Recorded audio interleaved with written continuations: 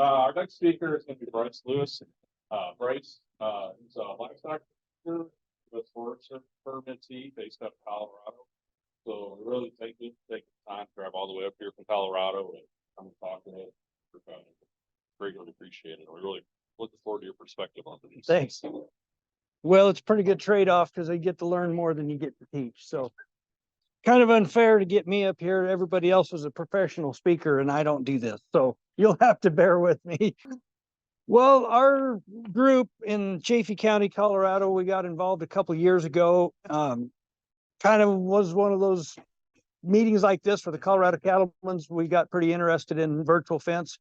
Our lead forest ranger in the area, I don't know what Angela Safranik's title is, but she really spearheaded it and helped get some grant funding going.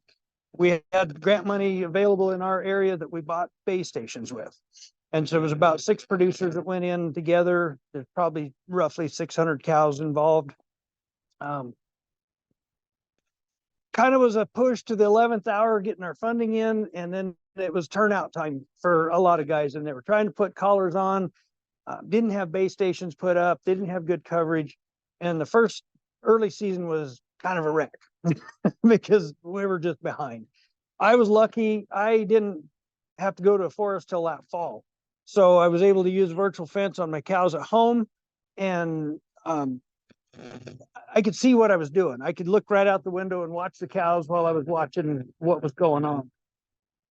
Let's see what, so that's just a rough map of our county, all the different grazing allotments scattered throughout it. I live down here. All of our country is, for everybody, is an hour and a half away from home to where our grazing is at.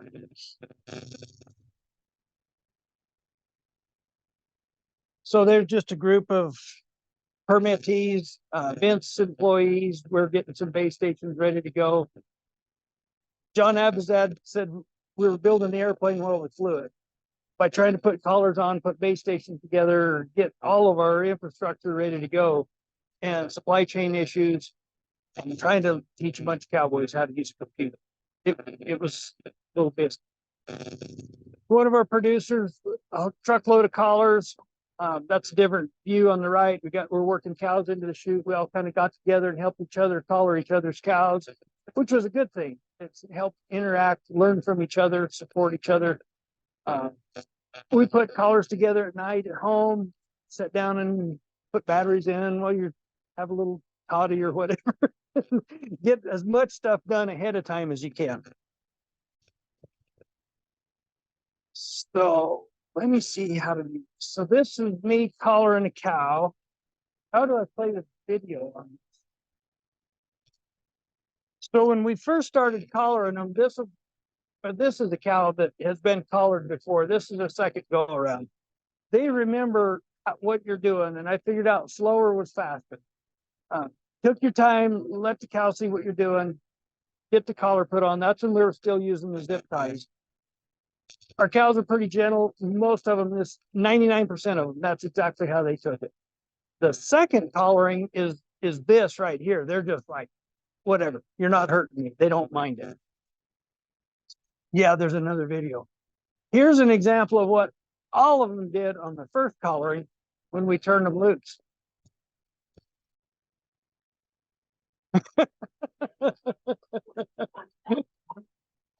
I was just freaked out. I was like, oh my gosh, these collars are malfunctioning. They're getting shot. They weren't. They just were like, holy crap. And then I've got another picture of him I didn't bring. In 5 minutes, he's standing there chewing his cud. The next collaring, they don't do that ever. So you can always tell which cows may or may not have had a collar on them before. So putting the base stations up is another experience. We're real mountainous, and so we have the advantage of high points. We have the disadvantage of a lot of canyons and a lot of rough terrain. So here's one way of carrying them in a pickup. That's actually a mobile trailer that I was using, that I also use to deploy base stations, because it's easier to pull them in when they're sitting lower. Again, voided the warranty. So on a trailer, all I had to do is just lay the mast down, collapse it in a little bit, pull the ground rod, well, obviously turn everything off, in 5 minutes, I could have that thing hooked up and ready to go move to another location. Slow, take it down the road, be careful you don't run into something with the solar panels, just using caution. I did beef up the inside a little bit. The panel tended to wobble.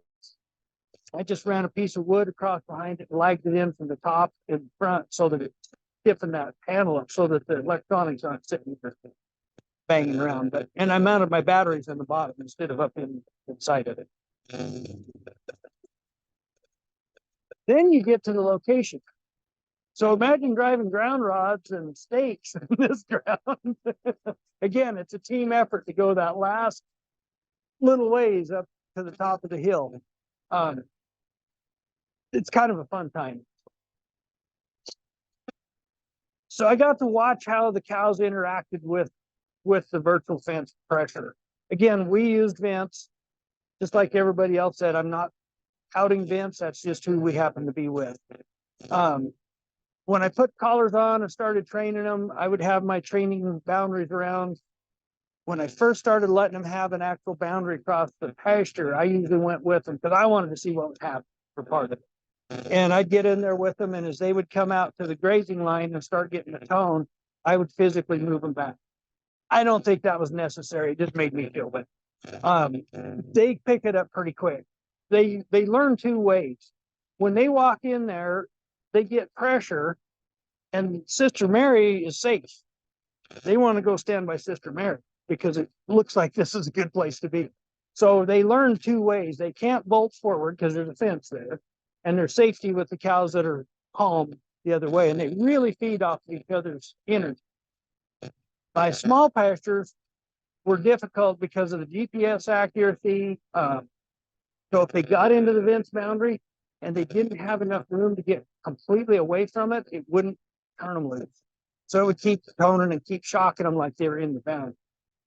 Was one of the issues. The other issues, when it rained, it seemed like the collars lost their I like grounded them out, unfortunately. And it also freshens the feed up. And they can see that fresh bite right there, and they can smell it. And so you get 2/3 of your cows, but the collar quit working because it was raining, and we had a lot of rain summer before last. So they would just take off. Well, the last third were getting the pressure. They'll take it because they're not going to let the other herd go on without them. So that was an issue. In my big range, I think the same thing goes on, but they're not up against the fence line. There's a ridge, there's a valley, they're a quarter mile away from fresh feed. They can't see it, can't smell it, and they're not close enough to find out that they can push through the boundary. So it physically works better that way. I was probably down to half acre to a couple acres. My bigger pastures are more like 800 acres. Typically, in that ballpark. So here's another one. I got to play a video. So one of the things I learned was to try to make my boundaries flat with the direction of pressure that my cows are going to get. I don't want to angle them in. This is the river bottom that they're coming down. That tree line over there is this fence line on the side. So they're grazing down, and they're wanting to come straight into this, down into this fence line. So that cow got toned, that cow picked it up, that cow picked it up, and the whole herd feeds off of them and turns around and goes back. This cow, electricity doesn't bother. They're just like people. Some people can walk up and my dad can grab an electric fence, and I think it might have about 12 volts in it. I get from me to you and my knees start popping, and I'm like, oh my God, this thing's gonna bite me. My cows are the same way. That cow, I can watch her in the fence line. She just grazes, and I can hear her beep, beep, beep, and then she'll flick her ear when it shocks. Doesn't bother. So learning your cows, and I thought it was just cows that just were bullheaded, and you probably can have. Learning your cows is important. That cow doesn't go to pastures where I rely on the fence to do a job. I know which cows I sort. They go back to hard fence pastures where it doesn't really make a whole lot of difference.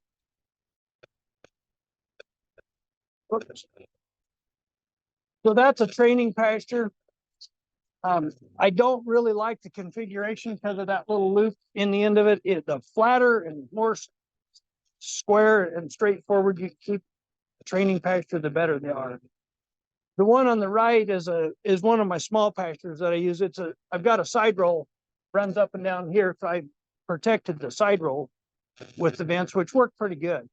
And then I kept moving it down in stages. And kind of the same thing. The further down I got, the worse it went. It just seemed like they were, I don't know if it was weather or just what, but they pushed on it harder. Here's an example of cows. This is in our winter grazing. This country is rugged, it's big, it's steep, it's got valleys in it, and they want to run downhill, which would be coming down the valley. Here, the cows that are up there in the vents pasture had been there almost 3 weeks. 3 weeks is kind of a magical number for my cows. They'll stay pretty good for 2 weeks, and between 2 and 3, they're like, these 6 started bleeding out. The vents turned off at 10 o'clock in the morning. That's at 11:30. This vents doesn't exist. I just left it on there for an example. Those cows already found it in an hour and a half. They've been successfully staying in there for 3 weeks. In an hour and 30 minutes, that's how much they were constantly up there checking. And when it doesn't say anything, they're like, sweet, I get to go. So our winter allotment is about 36,000 acres. It's got basically one fence in it. There's one valley that I keep for deeper snow. It's a pain in the neck to gather because it's big and it's rough. It's usually just my wife. We can go in there. Last spring, we went in there one afternoon, cleaned the whole remnant. We had just cows that were, I didn't have them fenced in small stuff. And so we were able to go find them. Even though we had a lot of collars that fell off, there was always a cow or two with a group that would have a working collar. And you're like, oh, we'll just keep adding to them, and driving them through and making sense. So it makes it a whole lot easier for me to be able to go in and gather my cows. So then we moved into a temporary grazing allotment for our summertime, which is next to my winter allotment that I've had for 12 years. It was a vacant permit. It was part of a big valley that a big chunk of it is state-owned land, and then the forest permit rings around the edge. It became empty. The owner, they separated the two, and so Forest Service wanted to give a try and see if we could be successful in there with a smaller group of cows. It was kind of set up for like a 300 head permit, so the part I got to use was just 2 pastures, and I needed to be in there for the whole summer season for 6 months. 6 months and 2 pastures, you would have grazed out. There would be 3 places that would just look like this floor. We were able to rotate through there with the virtual fence. I probably used 8 or 10 pastures throughout. About every 2 weeks, I would move the cows. I physically moved the cows 2 times, between the first pasture through the fence to the second, and then in the fall when I brought them all the way back out. Every other time I would open a fence line and just let them find it and move forward. And so my labor was a heck of a lot less for that. This particular one, the water is down in the trees, and the cows don't really want to be in the trees so bad. And I kept the vents below them so they just didn't go down the valley where they wanted to stay. And they would go back up into these big quaking benches and openings. The herd stayed up there, and about 4 or 5 would go water at a time, and then go back to the herd to lay around and ruminate. So it was just pretty successful. This is when we first drove them in. That's why there was that many cows around it up there.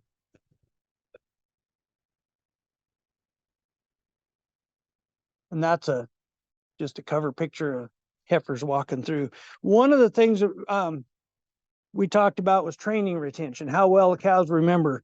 I got 8 head of 2-year-old heifers that didn't summer with my cows that I put in with the winter grazing cows. 5 of them just never buddied up with the cows. They decided they wanted to go back over the mountain where I first dropped them off. And I was checking on their collars that they had been trained as yearlings, had no vents on them this past summer, put collars on them in November, didn't retrain and just went back to the forest. They left the cows just through a no boundary, just went over a ridge. So I put a fence up at the top of the hill so they couldn't go clear over the pass. I looked at the statistics. I had one of them that got shocked one time, and the other ones got tones like 3 times a piece, two to 4 times. And they turned around and went back. They remembered from 2 years ago. So that's pretty large.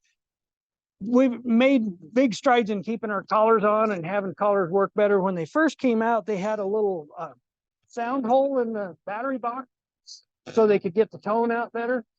It let water in. They walk up to those tanks and they drink and it goes chug, chug, collars dead. So they sent us new battery box covers that are sealed. And I have not yet had one of those fail out of 100 head this summer. The side connectors, we're using the locking carabiners, and I have yet to have a carabiner fail. I've had plastic links break. The D-rings at the bottom will straighten out if they get hung up. So there's a couple of places they'll come loose. And so we've had, I think I've lost, well, I've got 102 collars on up there now, and I've got 2 that have come off. One broke and one just got loose and slipped off. That's since part of them got collared in the end of July and part of them were in November. So that's largely better than we had last year. If you can keep your collars on and you can keep collars working, it's a heck of a good system. Any questions? So that's another good point. I figured out the more they're up against the fence line, the more they suck life out. If I've got a good hard, good barbed wire fence, I don't need to put a fence on. Because those cows are going to be hanging around down there. Pasture they belong in. I don't want to be a battery. So I'm working on getting 6 months out of battery. I collared cows in Leadville the end of July, so that I don't calve till May and late May. So we're working our calves the end of July. We collared the cows the end of July in Leadville, lightly used it in a river pasture, the one where the video was at, and then had no fences on them the rest of the fall, thinking battery's still ticking, but it's not just draining. And so I've used those, then I moved those to my winter grazing. And I'm not under real intensive grazing in the winter. I can let them have a lot more country. And so I'm hoping to get clear through till May with those collars and those batteries, because it's a chore. Well, I don't have any facilities on that winter. I can't bring them in to put, I drag portable corrals or panels, and, and we re-collared some cows last spring that way, and it's a lot of work. So if the batteries will last, if 90% of the batteries will last, I can function, because I don't need that 100%. Depends on your situation. So we set up the sound.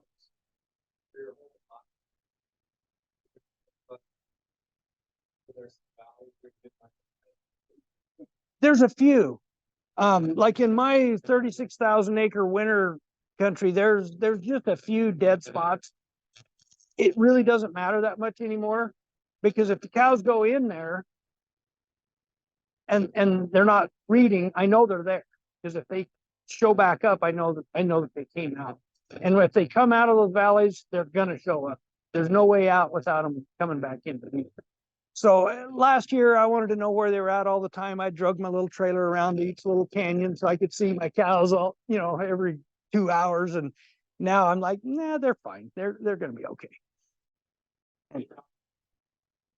And in my allotment, I've got 3.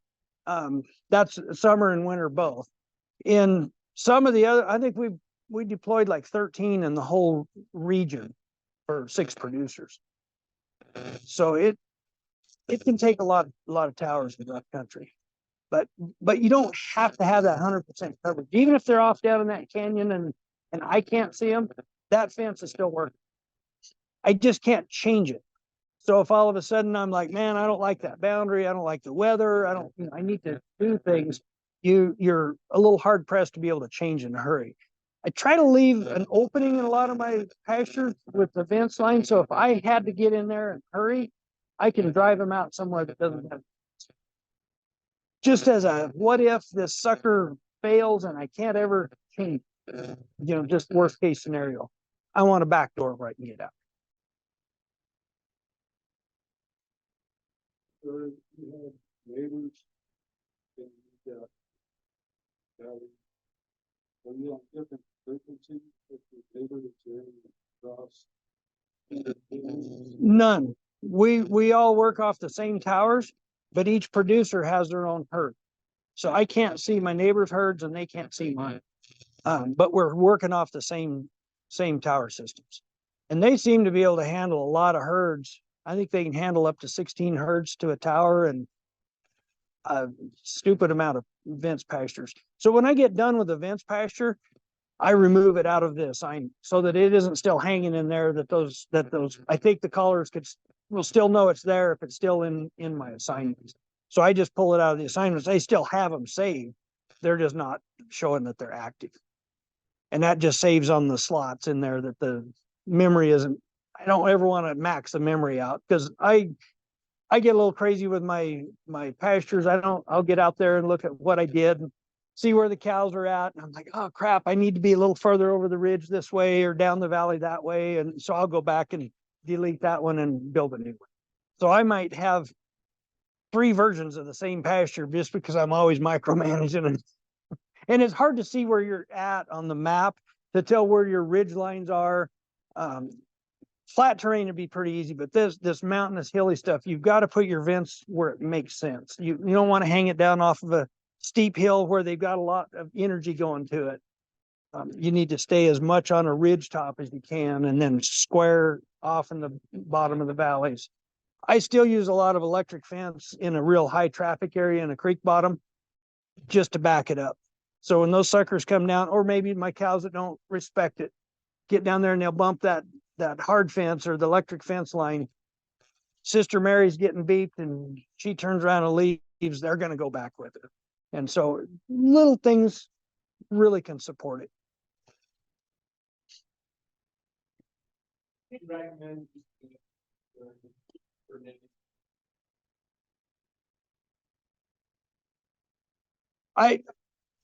I would recommend it. So an example is that summer permit that I've used. They weren't real good firm on what the carrying capacity was. That was one of our fact finding things, but they had it rated at 39 cows for 5 months. We ended up using 50 cows for 6.5 months. So it's about a 60% increase in stocking rate. And the terrain looked excellent when we were done. We didn't have a bunch of hang up spots that we beat stuff out from being in there that long. That was my nugget, is a big increase in stocking rate. So my return on investment is getting cheap pasture that was available nearby and increasing the stocking rate. So a couple more years and I hope to get it as a term permit, but right now we're going to run another temporary year and just see how it goes. But that's big success. That's where you pay for it, is increasing your days or head count.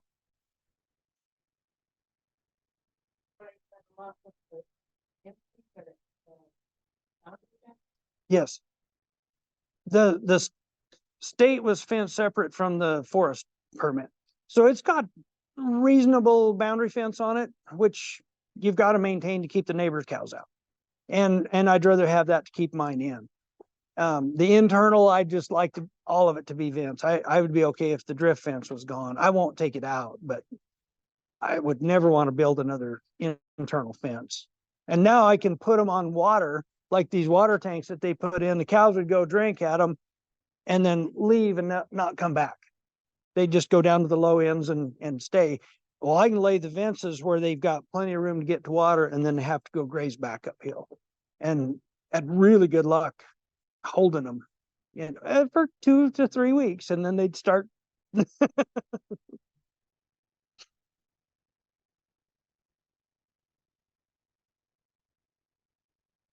Yes, I can't, but it'll drain more battery. But that's a good point. if I'm gonna go gather my cows, I can call McCallie events and say, hey, tomorrow, turn me up to every 5-minute intervals. So then when I'm out there riding, looking for my cows, I can see all that on my phone. I've got a shortcut on my phone where I can see what's there. I can't manipulate it. I can't build fences, can't delete them, but I can see them. So if it's updating quicker, and I haven't done it yet, but I just found out I could do that. So if it's updating every 5 minutes, I can go find those cows, even if they're moving. I've got a lot better chance of catching up to them. When you're 30 minutes behind, it can be you can be a long ways behind, but that'll drain battery life. So you don't want that on all the time. But at events where it matters, like I'm going to go gather, I can have them turn it up for a day and then turn it back out to 30-minute intervals after that. Yeah. Yeah. I'm trying to get them to have a few of us that have a few more buttons than an average producer, but they haven't bought into that yet. They don't trust me enough yet. You didn't have much trouble with them catching on the trees or anything? No, the trees have been very little problem.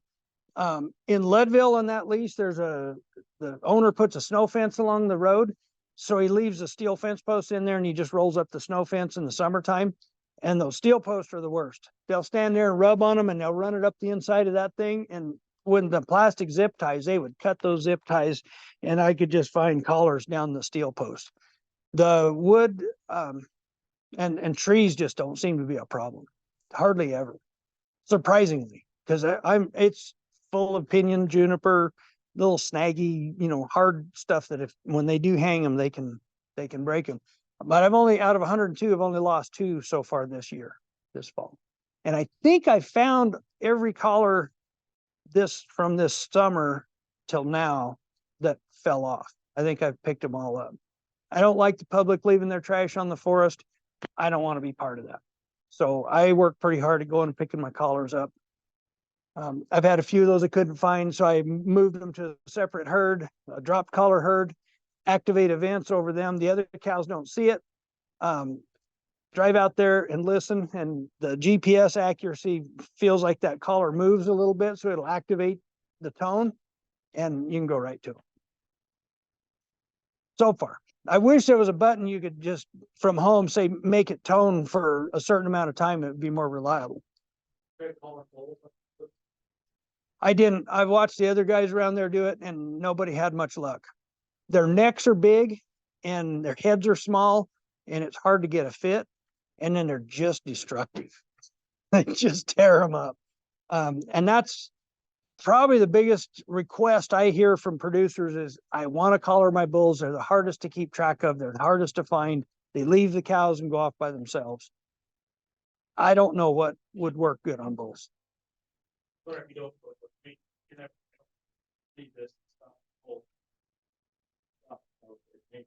They say some. Yeah. Or a halter. Gentleman over here asked, well, why couldn't we put something in a halter that would stay on better, like a horse halter on? That might be something to try on bulls. You might have a prayer of keeping one on. You mentioned some dealers now Mm-hmm. 6 producers that are all part of the project. Yep. I wonder if you could talk a little bit about your experience, not just learning something yourself, learning from other producers that are what they found. It's like me listening to everybody here today. I've learned more than I'm giving back out, and that's what we've worked off of. Everybody picks up some little nugget, and if you're talking to each other and listening, you're like, I know how to do that. So we have had pretty good luck helping each other. One of the biggest hindrances is our typical producers aren't used to planning ahead very far. They ride out there and decide, I'm kind of short of feed in here. I can't come back for 2 or 3 days. I'm going to move my cows today. With Vince, you can't do that. You need to see it today, go home, make your adjustments on your computer for tomorrow. And that's been a struggle for some of our folks. I've had 2 different producers call me. One of them was getting ready. He tried to gather his cows to ship some stuff out, forgot to turn his vents off. and it was still around the boundary. He's like, couldn't get him to the corral. Calls me on the phone. Oh my gosh, he's a good friend. What do I do? He's just having a meltdown. So I helped him. I said, we're going to remove the vents. It has to cycle through the whole program and come back and tell every caller to turn off. There's no magic nuke button to just shut the whole thing down. Have a cup of coffee. I said, you out there in an hour and a half. You got really good RF coverage. You had a base station right there. I said, an hour and a half. I bet you're going to be good to go. And he was. Another good friend of his did the same thing just 2 weeks ago. Called me up. I can't get this blankety blank thing shut off. Calm down, Pete. Let's just talk through this, and got his program up. And he's like me. He's not a computer guy. And so getting the program opened up and then showing him where to go to see what was still active and then remove it. Get out there in the morning and he was good to go. So but it just takes another layer of planning over what we're used to. So Brice, I kind of just said, but, did you approach Forest Service about No, having it, Angela, well, we all heard about it. We went to Colorado Cattlemen's Convention and heard the spiel from Vince. And then Angela, one of our head range con, and one of our permittees got their heads together, and he knew where the funding was available for grant funding to buy these base stations. And she had the vision of where it could work on the allotments. And so they got the conversation started, and then the ball went to rolling, and Conservation District helped us write the grants. So they actually fielded the money. So the Forest Service didn't have to. Yep. And now us permittees basically own each base station. There was a question earlier about insurance, about being able to insure them. I think we'll be able to insure them as equipment as long as we show that we actually individually own that. I talked to my insurance lady about that, and she got really hung up about the perimeters of my forest allotment. She was wanting, she couldn't see to the inside of it. She only wanted to know where my boundaries are at so she could map it out. And I said, well, it's called the 4-mile allotment and this is where it's at. And she couldn't ever get to insuring the base station because she couldn't get her mind wrapped around where my allotment was. So I think we're going to be able to work through that, but I believe we can insure them as just regular equipment for lightning strikes and whatnot. And is it older? Don't speak of me that way.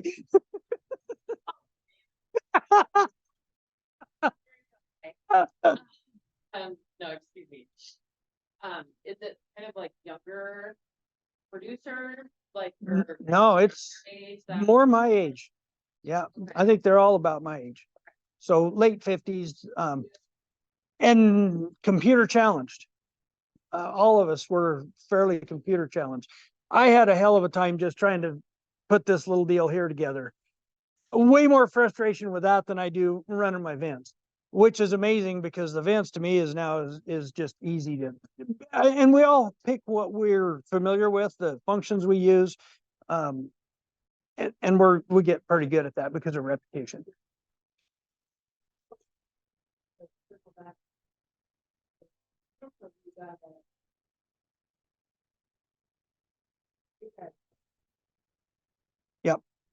Yep. The equipment, we bought the collars, and our reason for that was that we wanted the producers to have skin in the game so that they would invest some money and they would stay hooked and see the frustration times through. Yeah, through the grant money. Yeah. The Forest Service didn't buy them.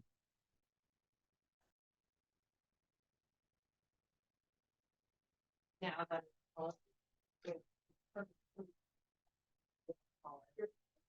And I think in a nearby area, they did do a couple of base stations. They haven't gotten deployed yet, but the Forest Service did buy those. And so it is. And there's a lot of grant money out there. You just have to be creative and kick stones and figure out who's got interest in us managing our resources better, the grass better and the cows better. And that's the bottom line. You said you're able to be prepared for that. It's not that, of course. Major excitement. They were tickled with it because of just the results of being able to be in a pasture, in two pastures for 6 months and not have major overused areas. As long as I was able to keep those cows moving forward and focused on, you have to break your problem habits before they ever happen. You got to start developing a good pattern in your cows of moving forward, grazing fresh feed every couple of weeks. Their focus stays there instead of going back down here and just hanging and camping. So I've got a lot of work to still do in that, but it was very well received with the Forest Service.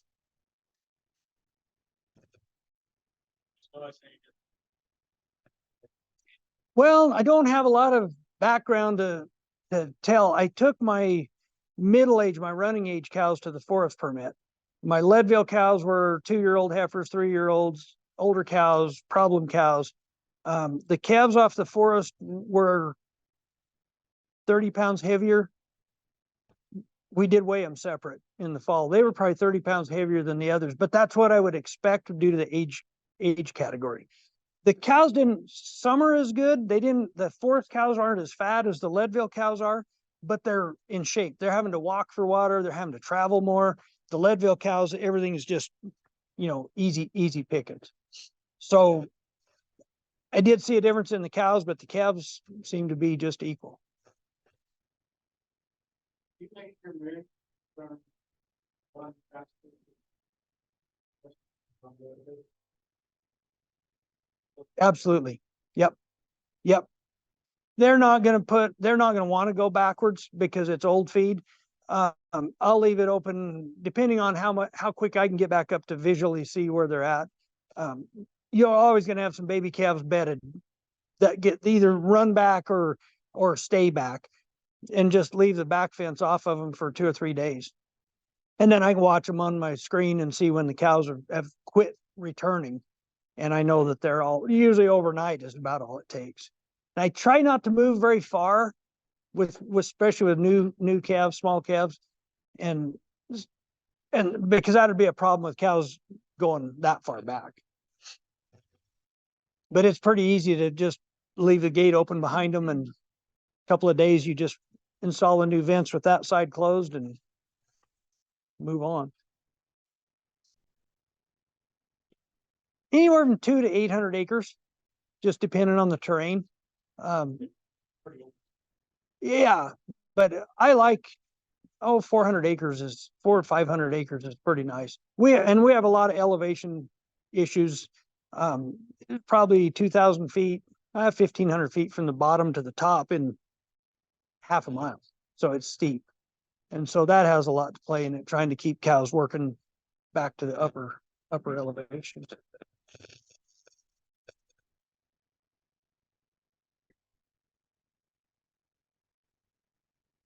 Yes. Yeah. Getting to run 50 cows on Forest Service rates versus $30 on deeded ground, it absolutely paid. I could afford to buy 2 base stations if I got that 50 head allotment and spread it over a 10-year time. It would absolutely pay back. Plus the collars. So the collar equals 2 months of my deeded ground. So it was good.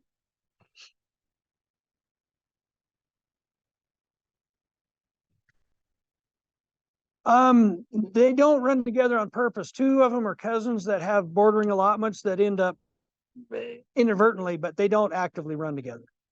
I've had some people that approached me wanting to know if I thought it would work, that they could collar their cows in a common allotment and the other cows would not be collared. And I wouldn't advise that at all. I think your non-collared cows are going to come pull your collared cows right with them. And I don't think it would be worth the time. I think it'd be a horrible frustration. I don't know how you got that water tank there. Big tractor.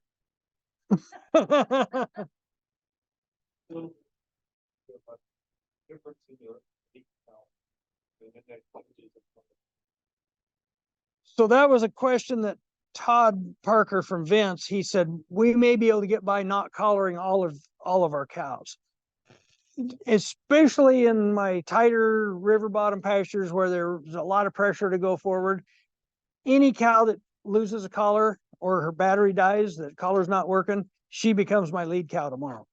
And when she goes through the Vince boundary where all the other cows want to go, she could be a 2-year-old heifer that just came to the herd, and they'll look at her like the dominant matrix and they'll charge the line to go follow her out. So I said, every cow that doesn't have a collar becomes a lead cow.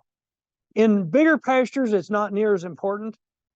It depends on the age group. The 2 collars I've lost are on 2- and 3-year-old heifers. They stay bonded up really well. They're not gonna leave the group.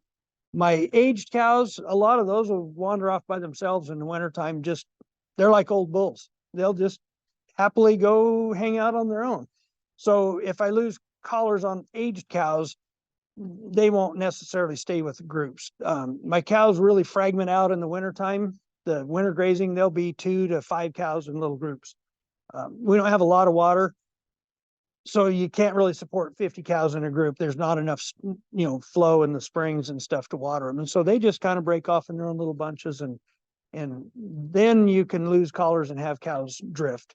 But it just depends on kind of who they are.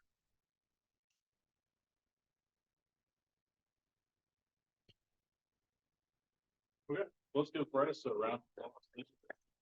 Sure.